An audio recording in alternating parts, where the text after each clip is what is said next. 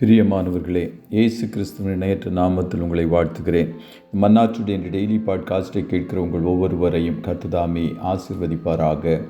YONO 2வது அதிகாரம் 9வது வசனம் இப்படியாய் கூறுகிறது: நானோவெனில் துதியின் சத்தத்தோடே உமக்கு பலியிடுவேன், நான் பண்ணின பொருத்தனையை செலுத்துவேன், ரட்சிப்பு கர்த்தருடையது என்றான் என்பதாக. மீனின் வயிற்றிலிருந்து யோனாவின் துதி. Jonah's praise from the stomach of the fish என்ற தலைப்பின் கீழ் இன்றைய மன்னாவை தியானிக்கப் போகிறோம். ஒரு மகனுக்கு அநேக நாட்கள், மாதங்கள் வேலை இல்லாமல் இருந்தது. ஒரு நாள் பரிசுத்த ஆவியானவர் அந்த இக்கட்டான சூழ்நிலையில் தேவனை நன்றாக துதிக்கவும் நன்றி செலுத்தவும் ஆவியில் ஒரு ஏவுதலை கொடுத்தார். ஜெபத்தின் முடிவில் ஒரு மகிழ்ச்சியும் சந்தோஷமும் வந்தது. அடைக்கப்பட்ட வாசல்கள் திறந்தது. ஜெபத்திற்கான பதிலும் கிடைத்தது. வார்த்தைகளை கொடுத்து தேற்றினார். கூடிய விரைவில் புதிய வேலையையும் கற்றுக் கொடுத்தார். கர்த்தரிடம் ஆசீர்வாதத்தை பெற்றுக்கொள்ளவும் அவருடைய உள்ளத்தை மகிழ்விக்கவும் சிறந்த ஒரு வழி நாம் எல்லா சூழ்நிலையிலும் கர்த்தரை துதிப்பதும் அவருக்கு நன்றி செலுத்துதலுமே என்பதை தேவ ஜனங்கள் அறிந்து கொள்ள வேண்டும். யோனா ஒரு சமயத்தில் கீழ்ப்படிதலுள்ள சுபாவம் இல்லாதவனாக காணப்பட்டான்.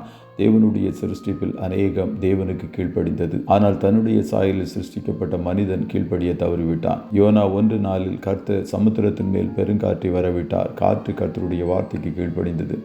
யோனா 1:17 யோனாவை விழுங்கும்படி ஒரு பெரிய மீனை கர்த்தர் ஆயத்தப்படுத்தி இருந்தார். யோனா 2:10 கர்த்தர் மீனுக்கு கட்டளையிட்டார். அது யோனாவை கரையில் காய்க்கிவிட்டது. இப்படியாக கடலில் வாழும் மீனும் தேவனுக்கு கீழ்ப்படிந்தது. யோனா 3:5 நினிவேயில் உள்ள ஜனங்கள் தேவனை விசுவாசித்து உபவாசம் செய்யும்படி கூறினார்கள் என்ற வசனத்தின்படி நினிவே மக்களும் தேவனுக்கு கீழ்ப்படிந்தார்கள். யோனா 4:6 தேவனாகிய கர்த்தர் ஒரு ஆமணக்கு செடியை முளைக்க கட்டளையிட்டார். ஒரு செடி கூட தேவனுக்கு கீழ்ப்படிந்தது. யோனா 4:7 தேவன் ஒரு பூச்சியை கட்டளையிட்டார். நாம் ஒருபோதும் நினைத்திராத ஒரு பூச்சியும் தேவனுக்கு கீழ்ப்படிந்தது.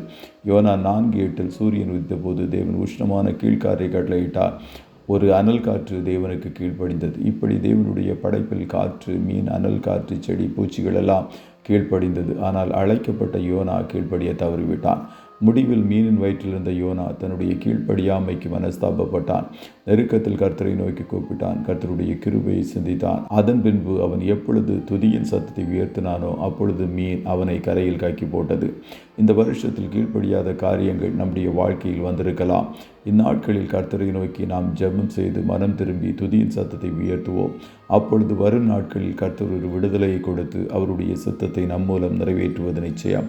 கர்த்தர் உங்கள் ஒவ்வொருவரையும் ஆசீர்வதிப்பாராக. ஜெபம் செய்வோமா? நல்ல தகப்பனே, உம்மை நன்றியோடு துதிக்கிறோம். இந்த மன்னாச்சுடைய டெய்லி பாட்காஸ்டை கேட்கிற முடிய பிள்ளைகள் ஒவ்வொருவரையும் கர்த்தர் நீர் ஆசீர்வதிப்பீராக. தகப்பனே, எங்கள் எல்லா சூழ்நிலைகளிலும் உம்மை துதிக்க நாங்கள் பழகிக்கொள்ள கர்த்தருக்கு உதவி செய்யும்.